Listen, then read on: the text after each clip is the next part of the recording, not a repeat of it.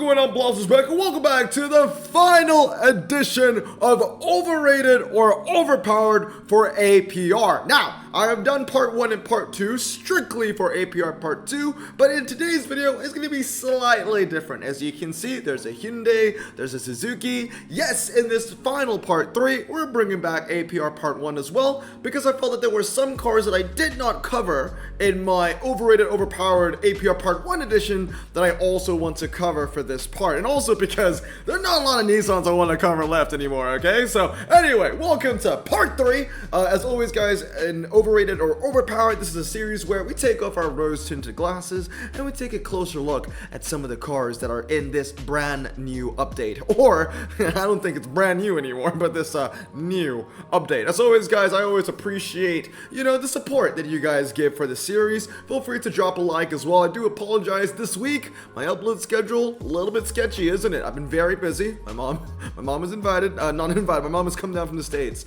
to visit me, and then alongside that, there are a lot of big events going on at my other company, and yeah, it's just been a really busy week. And then tomorrow, there's the model car show, and Lamley, if you know Hot Wheels and stuff like that, Lamley is down here in Malaysia as well, so he's doing coverage of all of that. It's just going to be a very busy week, so that's why I've uploaded a little bit less. But as always, guys, I'm going to turn on my camera, and let's get into today's video. Okay, camera's off. Just a quick little recap because it's been a couple of weeks since I posted part 1 and part 2. Part 1, we talked about the cars like the Nissan Source, the Silvia. So if you want to see a more in-depth review among these 9 cars, go check out part 1. Part 2, we talked about things like the Nissan Sunny, the Nissan GTP ZX, as well as the Nissan Juke R. Now, in my opinion, all of the cars with the little green underline, those are the cars that I deem, damn, they're pretty good, and those that didn't have the green underline, they kind of fell under expectations. Now, moving on to part 3, in this final part, like I said, is a combination of APR part 1 and part 2. So I got a couple Suzukis here, a couple Hyundais there as well, and these are the 9 cars that we're going to be looking at today. And of course, in proper Overrated or Overpowered, tradition, the last car of the series for an update will be the best packable car. Let's see how good that is going to be. Anyway, one of the main reasons why I wanted to bring back APR part 1 was because of this guy, the Suzuki Ciaz or Kiaz or whatever you want to call it. They come in with a 90 MRA. I mean, with the ongoing APR trials, and I think it was for the Common Challenge, I forgot what it's called now, a lot of people were saying that this car was a dark horse. It's got 90 MRA. It's overpowered. Oh my goodness. Look, it's true. This car is 90 MRA. But I'm going to tell you right now, it's pretty terrible, okay? So let's look at the times, okay? Take away the fact that it has 90 MRA for 1 second. These are the APR standards with the highest MRA that I filtered it by, okay? The Suzuki Ciaz, or Kiaz, or whatever you want to call it, it only wins the 0 to 120. And that's mostly because the main competition that it goes up against doesn't even hit 120. If you're looking for, a standard tire, APR car, for the drag, for that matter, the Suzuki Solio Bandit Hybrid is a car that you probably want to look at over the 90 MRA Suzuki Ciaz, Kiaz, whatever. We're going to call it Ciaz. I'm just going to call it Ciaz, okay?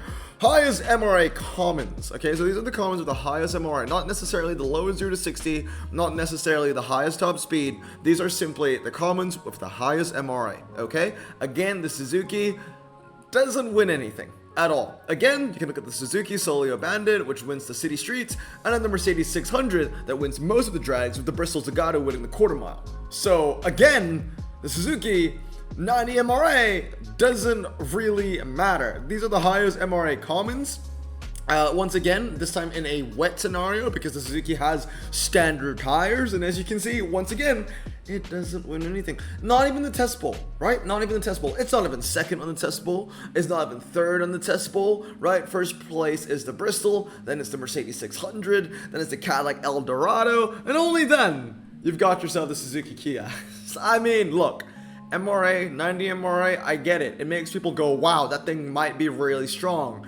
But if you don't have the top speed to back it up, if you don't have the 0 to 60 to back it up, 90 MRA ain't gonna do you much, right? They're just gonna end up being a piece of crap. So overall, it's like Japanese test bowl, right? That's the only thing you can use the Suzuki Kiaz for. Japanese test bowl. not any other drag, not any hill climb, not any ocean drag, just a Japanese test bowl will be the only place where I think the Suzuki Kias will shine in. But outside of that, that's about it. It's just good for the ongoing challenges. This car's not that good. 90 MRA, I get it, man, I get it, but it ain't great, okay? It ain't great. Take off those rose tinted glasses. It ain't great. Moving on, Nissan Skyline GTR V-Spec N1 R34. Very cool car. Very, very cool car, but can it stand up to the hype? Well, first of all, I'm going to compare it against four-wheel drive, low ground clearance, performance tire, RQ68-ish cars. There's that two RQ69 cars I put in the comparison, the Nissan Skyline GTR R34, which I do believe that's the main comparison, and the Peugeot SR1. And as you can see over here, the top two cars in this comparison are actually the 68s. It's the Audi RS5 B8 as well as the Nissan Skyline GTR. So it's a decent start. You know, it seems like, you know, this Nissan Skyline N1 can tread water within its own RQ neighborhood. We know when it comes to RQ68s, it's a good car for G-force and, you know, G-force rolling and indoor karting, and it comes second in slalom, only behind the Audi RS5, which I think is very surprising actually, because it handles more than the RS5, but you know, that's a little bit of a surprise. Yeah, it is the best in some races, so it's a decent start, but then again, how much does RQ68 mean to you, you know? Alright, moving on. Four-wheel drive, low ground clearance performance tires, once again RQ68-ish, this time in the wet. As you can see, the Skyline is the best for car park, and that's about it. Most of the other wins goes to the Audi RS5. Look at that, an Audi winning things, beating not only the Skyline on most tracks, but also the Porsche 911. I expected more from the Porsche 911 Targa 4S, so that's a little bit sad. And of course, the RQ69 Nissan Skyline GTR, which is one RQ higher than the GTR V-Spec N1, and it isn't winning anything, which is also quite sad. Moving on here, Japanese four-wheel drive performance tire cars. The Nissan Skyline GTR in the wet is very dominant, I would say. You know, both R34s are the best cars here within their RQ neighborhood, beating out all the things like the Subarus and the Mitsubishis. I know a lot of people are going to be saying, oh my god, Blossom, those Mitsubishis and Subarus, they're medium ground clearance. I don't want to hear it, okay? I don't want to hear it. At the end of the day, you know, if you're getting a four-wheel drive Japanese event, most likely they're not going to limit it to just medium ground clearance or just low ground clearance. They're going to jumble everything together, okay? Honestly, you want to be super realistic about it. If there was a Japanese four-wheel drive performance tire event, most people aren't gonna use RQ70s, 69s, and 68s anyway. They're gonna be using RQ79s, RQ78s, legendaries, and if they really wanted to save RQ, they're probably gonna be using some kind of low-end ultra rare, right? You know, being an RQ68 in this game, it sucks. It sucks. Now, moving on, Japanese four-wheel drive performance in the dry. Again, the Nissan Skyline being the best for car park and G-force, as well as karting circuits, so not too bad. And this is where the other OG R34 it performs a little better, right, on the dry tracks. As you can see, there are no times at the top here for the Subaru WRX STI Type RA, and the main reason for that is because the moment I put the times in, is going to become completely dominant. So, you know what? I get it. It's RQ73. It should be. It's 5 RQ more than our Nissan Skyline GTR V-Spec. That's completely fine. I gotta say, though, this Skyline ain't too bad. When it comes to APR epics, it kind of performs where you expect it to. The Nissan Ariya and the Hyundai Ioniq are going to be better cars in the wet, but, you know, obviously they're going to be, right? RQ72 and 79, duh. But the Nissan being a 68, you know, being a front runner, beating things like the Ariya Nismo and the Civic Type R and the Z Nismo, it's good for the wet track sets, you know, behind the Nissan Ariya and the Hyundai. What I'm trying to say here is that this is a very RQ68 car. It's very rightly rated, and honestly, it's just average. I just think it's an average car. It's good for wet, twisty tracks within its niche and RQ range, but like I said, how much do you value an RQ68? If I was being completely unbiased and I'm just looking at it as an RQ68, it is a good RQ68. But how much do you value that number? You know what I mean? Alright, moving on. Hyundai Ioniq Concept 7. This car went over my radar the first time. This thing's got insane MRA, actually. And it also has a chock full of niches, being an SUV. So let's have a look at that. Four-wheel drive, medium, high ground clearance performance tire cars. The Hyundai Ioniq Concept 7, pretty damn good, I gotta say. It's a great car for city streets, small. It does hit above its weight ever so slightly. It's a great car for twisty circuit, fast circuit, Laguna Seca as well. Within that four-wheel drive medium and high ground clearance performance tire niche for super rares, this is pretty good. You know, it's an RQ46, but it's beating 47s like the Octavia and the Peugeot SXC, and it also beats the 46s around it as well, so that's pretty impressive. Moving on here, as you can see for the drags, the Hyundai Ioniq Concept 7 is pretty good on 0 to 100 and half mile, because the Hyundai Ioniq Concept 7 has 82 MRA. It's great on a hill climb, it's great on a half mile, loses in the quarter, and because it has a very low top speed, it's not going to do well in a test bowl or a 1 mile, but it seems like it threads that needle where it's a half mile hill climb kind of car, which I think is very interesting. Moving on, APR, four-wheel drive, medium and high ground clearance that I've included in this comparison. And as you can see over here, the Hyundai Ioniq Concept 7 is the best for the quarter mile, the half mile, the 0 to 100, and the hill climb. So the shorter drags, the hill climb, and you know, it's also decent on the city streets, small, not too shabby, honestly speaking. Not too bad at all. Remember, it's on an RQ46 and it's beating 48s in the drag.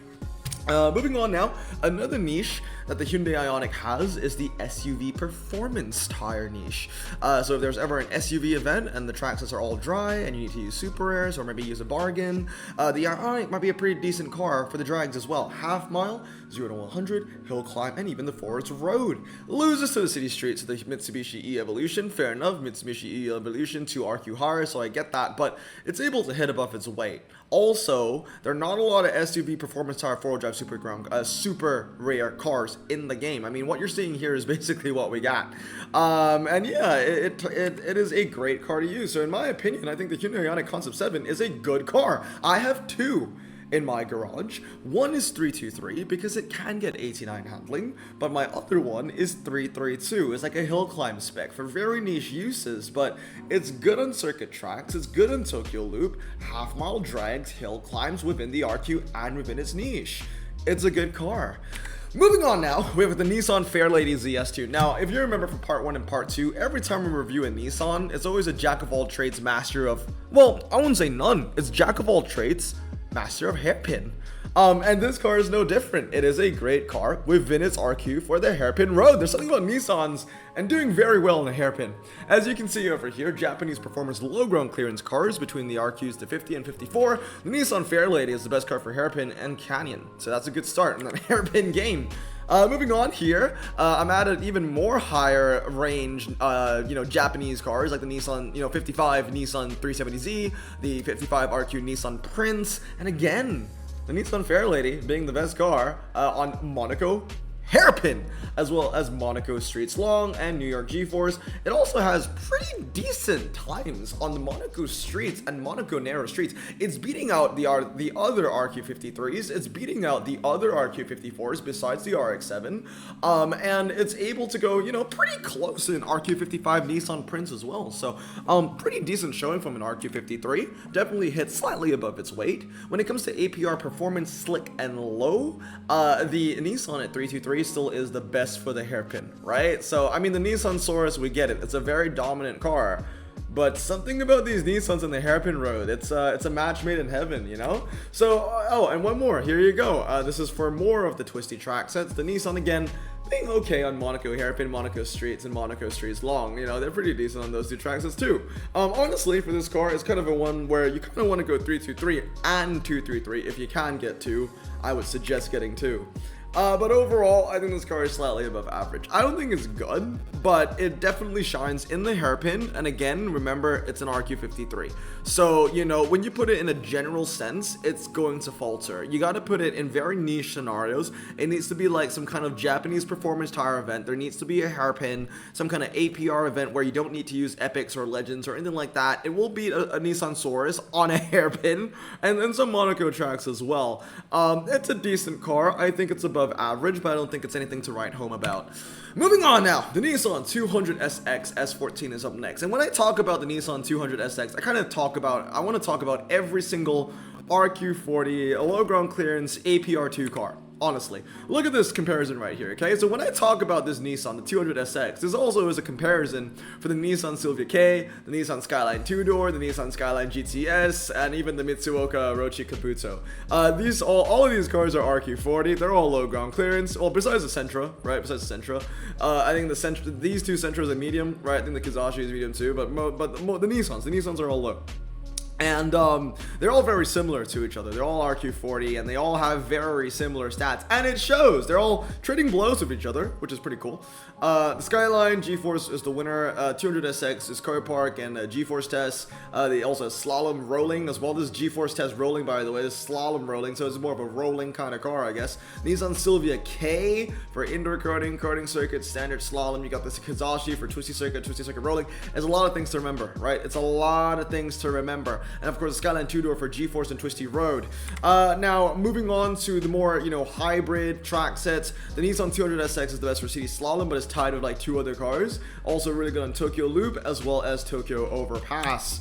Now, looking at performance, low ground clearance super airs. So this is not just APR. We're adding in things like the Mazda MX-5s, as well as the Lancia Stratas and even the Honda Integra. I gotta say, a decent showing from the Nissan 200SX in the car park and the rolling G-Force. It is able to beat most of the RQ40s that you see here, actually all of the RQ40s that you beat here. It's also beating an RQ42 Lancia Stratos, but obviously if I put in the Integra will be the dominant car here. But how good is the Nissan 200SX on the car park and the G-Force rolling? Well, I put that to the test, between RQ40 and 41 cars, honestly not that good. So when it comes to car park, out of RQ40 to 41, it is the 3rd best car. It falls behind the Alfa Sprint S6C. When it comes to G-Force rolling, also 3rd place behind the Alfa Sprint 6C, as well as the Alfa Romeo SZ. And when it comes to Tokyo Loop, which is another track set where, the Nissan 200SX was pretty strong in this comparison, or not on this comparison, but one of the comparisons, the APR comparison, right?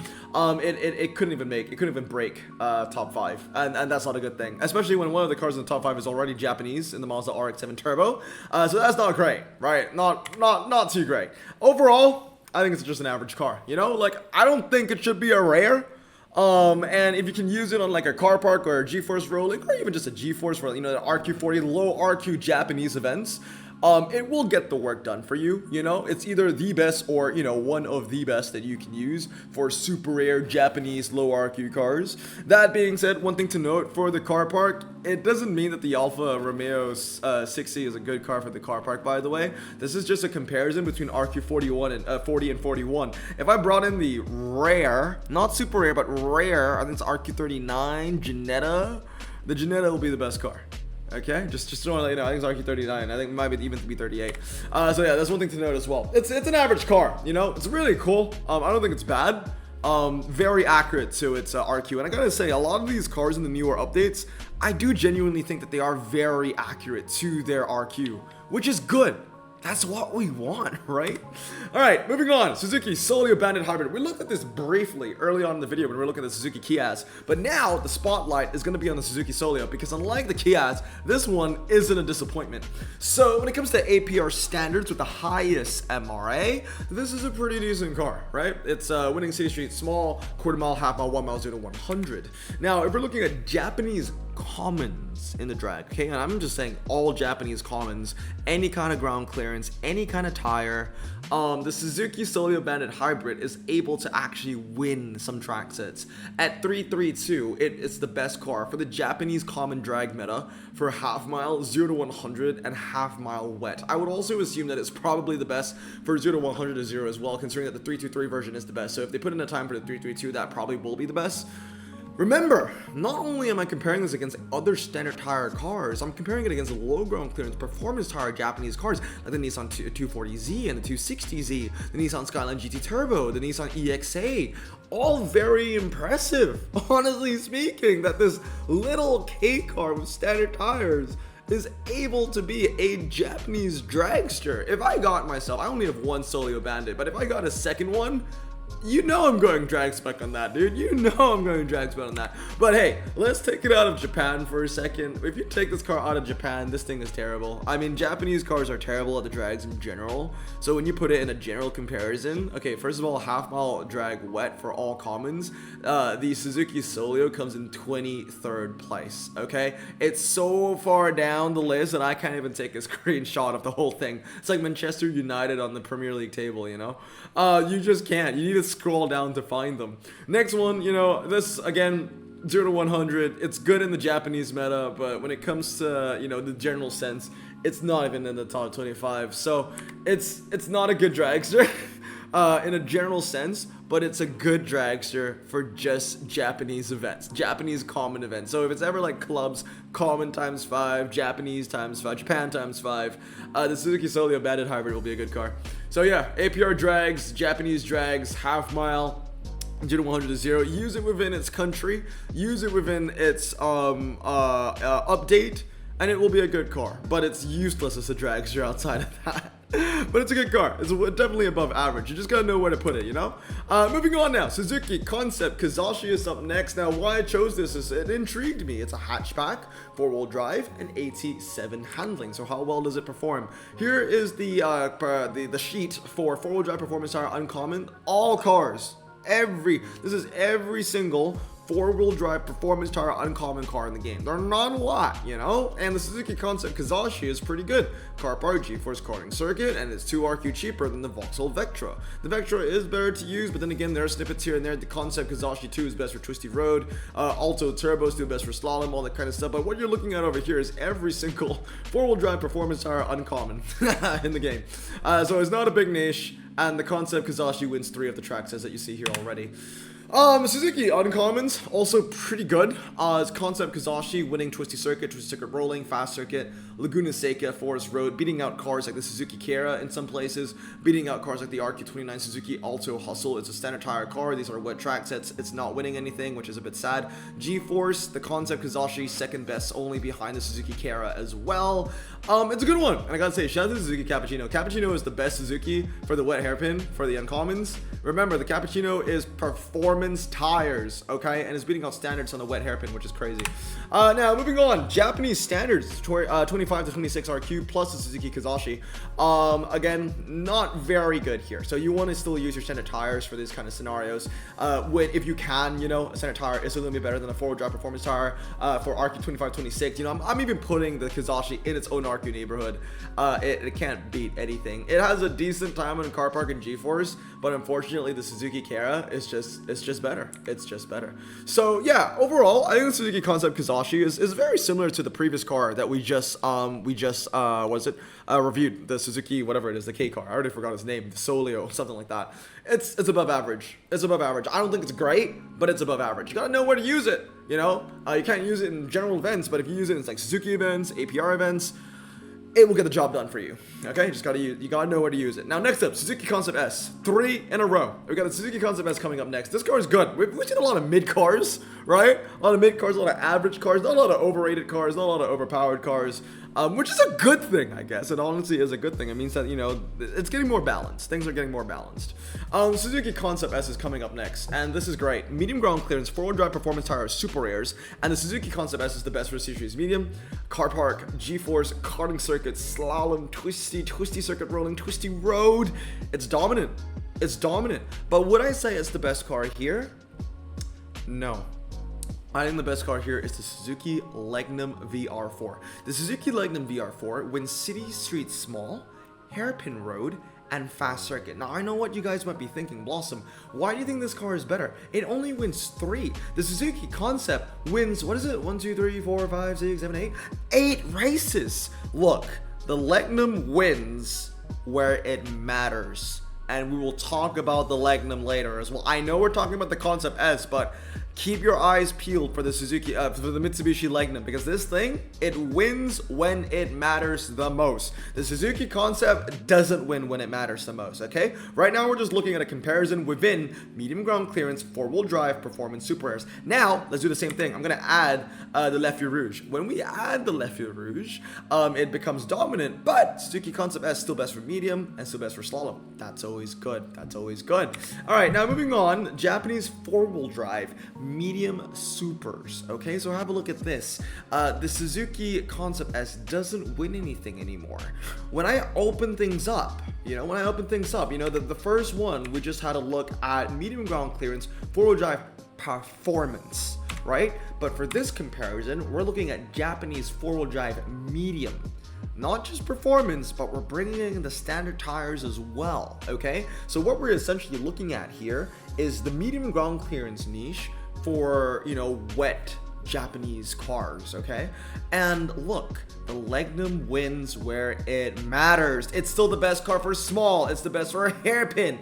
It's still beating out the standard tire cars. And it's holding what it wins, right? The Suzuki Concept S, it doesn't hold what it wins. It loses to the standard tire Japanese cars on all the other track sets, but the Legnum stands strong. And for that reason, that's why I think the Legnum is better. Because for the Legnum, I can use it for, four-wheel drive, medium ground clearance, performance tire niches, but I can also use it for Japanese four-wheel drive medium ground clearance niches. The Suzuki Concept S, yes, it's great for the the previous niche that we saw earlier, but it's not as great for this niche. So the Legnum has two niches on its belt. The Suzuki has one, at least, at this point in the comparison. The Suzuki also has, more niches, to be fair. APR standards, four-wheel drive, performance tire, super airs. It is a pretty decent car here too. It trades blows with the Mitsuoka Galio 3, being the best car for car park and G-force and slalom. So if it's an APR wet event, then the Suzuki Concept S is a good super air to use, because again, I'm comparing standard tires in this niche as well, but the Concept S is able to hold its ground, which is really nice. Overall, I think that the Suzuki Concept S is a good car. It's great for, Suzuki super air events, whether it's wet or dry. It's good for the medium ground clearance four-wheel drive performance tire super air events, and is also great on a wet slalom. So, you don't know when to use it, but again, when it just comes to general Japanese super air events, the Suzuki Concept S may not be the best option for you. Now, last but not least, the Nissan R87 is the last car that we're going to cover today, and again, it is the best packable car that you can get from the update. So how good is it actually? I mean, it looks good, right? 107 handling, 2.40 to 60, 232 top speed, and it has 107 MRA, which is very high.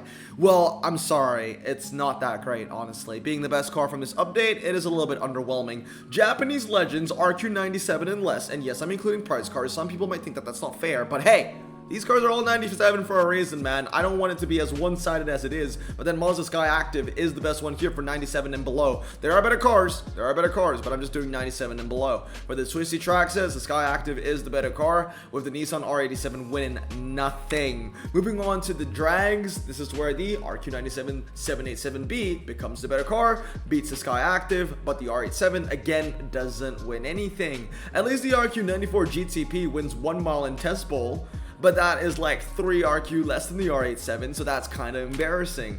Now moving on to the 1980s niche, when it comes to the drags, it's going to be competing with the Porsche 962C. So the R87 doesn't win anything. When it comes to the 1980s Legends for the Twisty Track sets, it's a little bit better because it wins car park, G-force, indoor karting, and Twisty circuit rolling.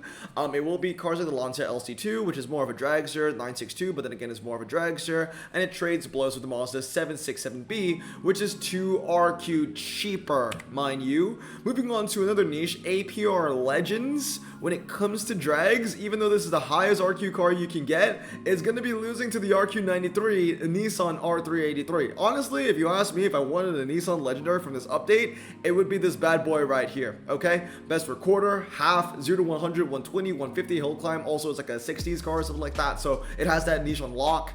And the R87 doesn't have the 80s niche on lock, as we saw, just like a couple of tracks that's in the Twisty's place. And then the GTP being the best for 1 mile, 0 to 170, and Test Bowl as well. Looking at APR Legends for the Twisty stuff, yeah, okay, fair. It's good here. it's good here. It's good within its own update for twisty track sets. But I do think that it's a little bit of a shame that this car is not seen as a dragster and that it's just a twisty car. It's a bit of a waste of 107 MRA, if you ask me.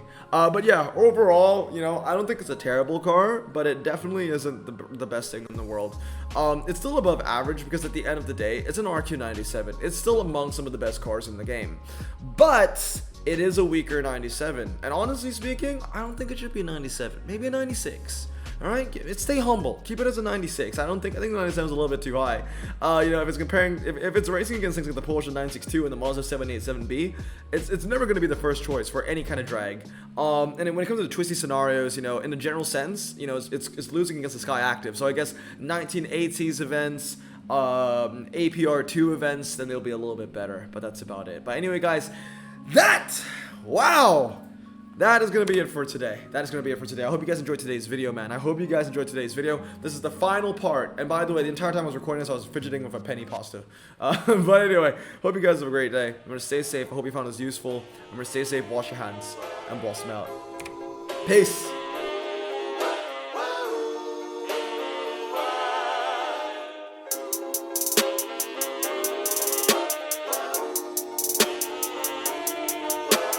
Bro, this song just makes me so happy. Me too. Imagine being Asian in the 50s, looking nifty, leather jacket, looking sleek, look like Presley, look so deadly, got it, jukebox back at home, feeling jazzy, turn it on and play it slow, like the movies with the ladies. They so fine. Imagine being Asian in the 50s, looking nifty, leather jacket, looking sleek, look like Presley, look so deadly, got it, jukebox back at home, feeling jazzy, turn it on and play it slow, like the movies with the ladies. They so fine. Sit back, relax in my Bonneville Pontiac. Hold tight all night, cruise to Jacksonville Atlantic. Blonde hair, don't care,